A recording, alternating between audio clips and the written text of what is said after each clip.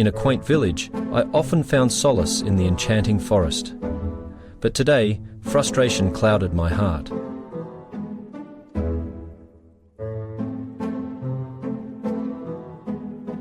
Feeling lost and hurt, I stumbled deeper, questioning the forest's cruel echo.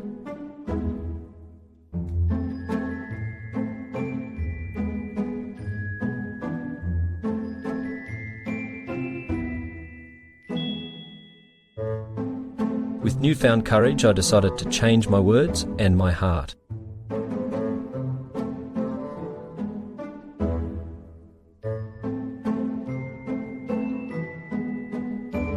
From that day forward, I learnt to speak with kindness, knowing the world reflects our intentions.